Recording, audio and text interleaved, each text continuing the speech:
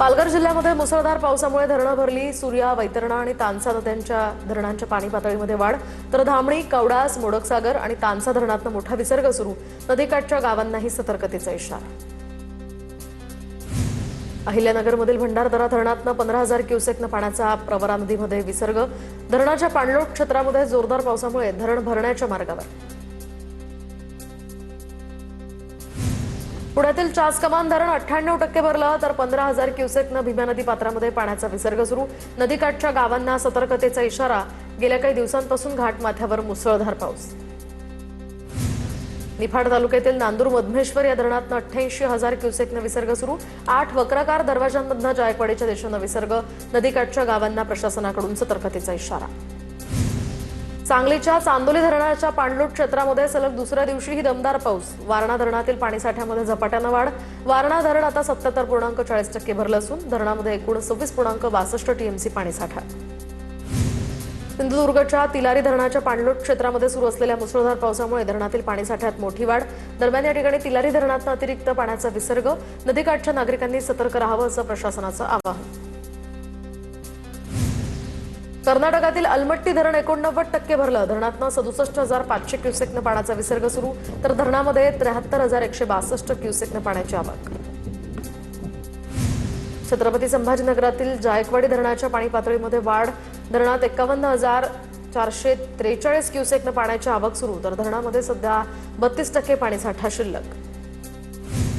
नाशिकच्या नांदूर मधमेश्वर धरणावर सेल्फीसाठी नागरिकांची मोठी गर्दी। 88,000 क्युसेकनं विसर्ग सुरू असताना सुद्धा धरणाच्या भिंतीवर स्टंटबाजी। धरण परिसरामध्ये पोलीस आणि जलसंपदा विभागाचा बंदोबस्त नसल्याचीही चर्चा। दुर्घटना टाळण्यासाठी तातडीनं सुरक्षा व्यवस्था करण्याची नागरिकांची मागणी। जळगावच्या चाळीसगावमध्ये सलग दुसऱ्या दिवशी पावसाची हजेरी। 2 दिवसांनंतर गिरणा धरणाच्या जलसाठ्यामध्ये 20% वाढ। पावसामुळे पिकांना नवसंजीवनी। महाराष्ट्रामध्ये पुढील 3 ते 4 दिवस मान्सून सक्रिय राहणार। पुणे घाटमाथ्यावर मुसळधार पावसाचा अंदाज। हवामान खात्याकडून पुण्यासाठी रेड अलर्ट, तर कोकण, सातारा आणि नाशिक घाटमाथ्यासाठी ऑरेंज अलर्ट जारी।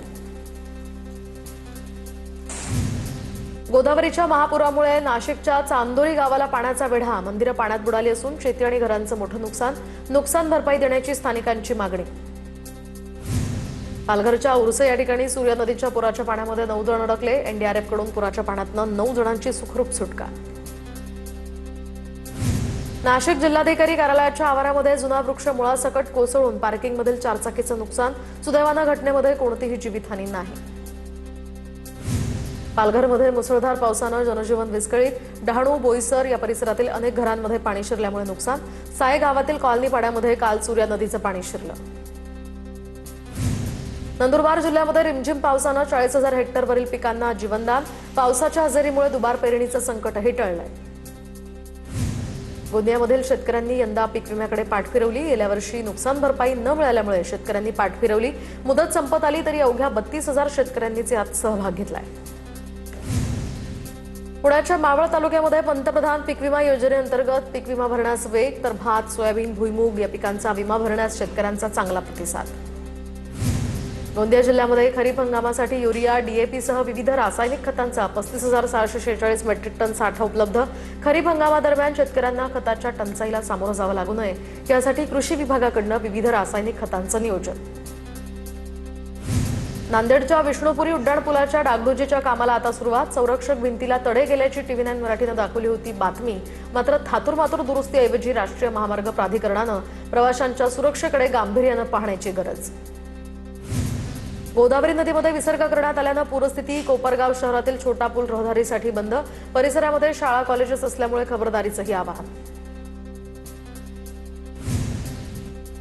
रायगडच्या वरवडे या गावामध्ये मुसळधार पावसानं डोंगराचा भाग खचून भूस्खलन। शेती आणि घरांना धोका निर्माण झाल्यामुळे ग्रामस्थांमध्ये भीतीचं वातावरण। प्रशासनानं तातडीनं उपाययोजना करण्याचीही मागणी।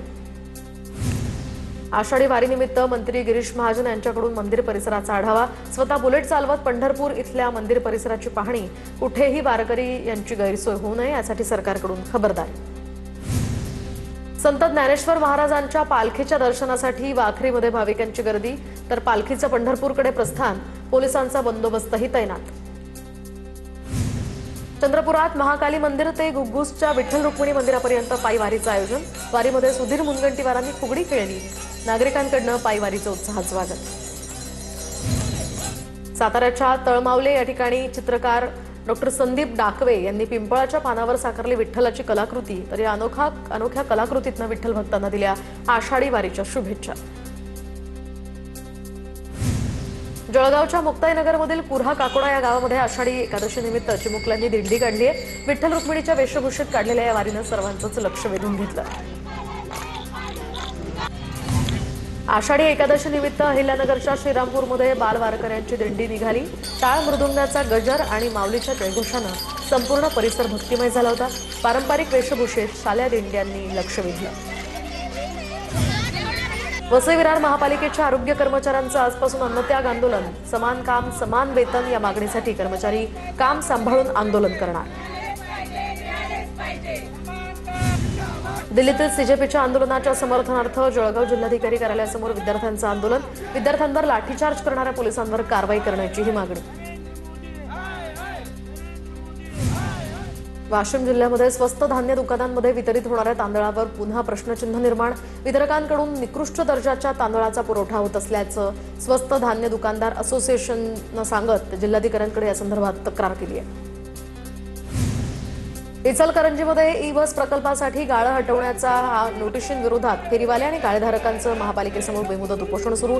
15 ऑगस्टपासून ई बस सेवा सुरू करण्याची तयारी अंतिम टप्प्यात। अनुसूचित जाती उपवर्गीकरणाविरोधात संघर्ष समितीचा पिंपरी चिंचवड तहसील कार्यालयावर मोर्चा। यावेळी मोठ्या संख्येनं कार्यकर्ते आणि समाज बांधव सहभागी। उपवर्गीकरणाचा निर्णय तातडीनं रद्द करण्याचीही मागण्या मान्य न झाल्यास राज्यभर तीव्र आंदोलन छेडण्याचा इशारा। अमरावतीमध्ये लहुजी शक्ती सेनेचं उपवर्गीकरणाच्या समर्थनार्थ आंदोलन। नेहरू मैदान ते जिल्हाधिकारी कार्यालयापर्यंत लहुजी शक्ती सेनेचा मोर्चा। मातंग समाजाला उपवर्गीकरणाचा लाभ मिळवण्यासाठी संघटना आक्रमक। गडचिरोलीमध्ये धान खरेदीची मुदत वाढवण्याच्या मागणीसाठी शेतकरी आक्रमक। शेतकऱ्यांनी सिरोंचा छत्तीसगड या राष्ट्रीय महामार्ग या ठिकाणी अडवला। महामार्गावर वाहतूक कोंडी। जळगावच्या हिंगोडा ग्रामपंचायतीमधील कथित भ्रष्टाचाराच्या तक्रारीची चौकशी सुरू। प्रशासकीय अधिकाऱ्यांची पाहणी। कामांमध्ये अनियमितता आढळल्याचा दावा। सखोल चौकशीची नागरिकांची मागणी। सिंधुदुर्गच्या कसालमधील शासकीय विश्रामगृहाची दुरावस्था। वर्षांपासून इमारत बंद अवस्थेत। सार्वजनिक बांधकाम विभागाचं दुर्लक्ष होत असून तातडीनं दुरुस्ती करण्याचीही नागरिकांची मागणी। अमरावती शहरामध्ये आजपासून हेल्मेट सक्ती लागू। दुचाकी चालक आणि मागे बसणाऱ्या व्यक्तीनं हेल्मेट न वापरल्यास कारवाई होणार। नियम भंग करणाऱ्यांचा परवाना 3 महिन्यांसाठी निलंबित केला जाणार। धुळ्याच्या कासारेमध्ये अन्न आणि औषध प्रशासनाची धडक कारवाई। 40 लिटर ताडी नष्ट। नियमभंग करणाऱ्या हॉटेल्सवर सुद्धा कारवाईचा इशारा। गडचिरोली जिल्हा परिषद परिसरामध्ये कथित सट्टापट्टीचा या ठिकाणी पर्दाफाश। एलसीबीच्या पथकाची कारवाई। संवेदनशील शासकीय परिसरातील प्रकारानं खळबळ। जळगावच्या पाचोऱ्यामध्ये कारच्या बोनेटखाली विषारी साप आढळलाय। विषारी साप आढळल्यामुळे खळबळ। सापाच्या रेस्क्यूचा थरारक व्हिडिओ सोशल मीडियावर व्हायरल।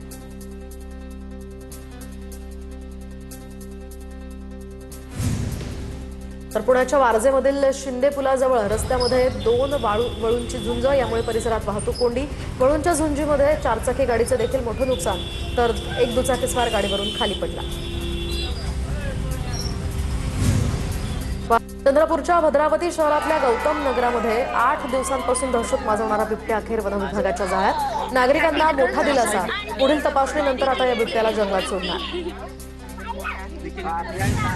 अमरावती गुन्हे शाखेची मोठी कारवाई। 42,80,00,000 रुपयांचे 214 ग्रॅम एमडी ड्रग्ज जप्त। एका आरोपीला अटक तर इतर आरोपींचा पोलिसांकडून शोध सुरू। परभणीच्या सेलूमध्ये वृद्ध नागरिकाची फसवणूक। शहरामध्ये दंगा सुरू असल्याचं सांगत 2 अज्ञात चोरट्यांनी सोन्याची अंगठी पळवली। पोलिसांकडून आता चोरट्यांचा तपास सुरू। परभणीच्या जिंतूरमधील येसेवाडी गावामध्ये जुगार अड्ड्यांवर पोलिसांचा छापा। कारवाईमध्ये पोलिसांकडून 2,33,000चा मुद्देमाल जप्त। 7 जणांविरोधात गुन्हाही दाखल। कल्याणमधील शिक्षकेच्या हत्येप्रकरणी आणखी एकाला अटक। मालमत्ता हडप करण्याच्या उद्देशाने हत्या झाल्याचा तपासात संशय। आतापर्यंत 3 आरोपींना पोलिसांनी अटक केली आहे। नाशिकच्या जत्रा चौफुलीजवळ रस्त्यावरील खड्ड्यामध्ये एलपीजी सिलेंडरनं भरलेला टेम्पो अडकला। स्थानिकांच्या मदतीनं वाहन बाहेर काढण्यात यश। खड्ड्यांच्या समस्येमुळे नागरिकांकडून प्रशासनाविरोधात संताप व्यक्त। रत्नागिरीतील कशेडी बोगद्यासमोर अमोनिया गॅसचा टँकर उलटला। चालकाचं नियंत्रण सुटल्यामुळे हा अपघात। टँकरमधून सुदैवानं कोणतीही गॅस गळती झाली नाही।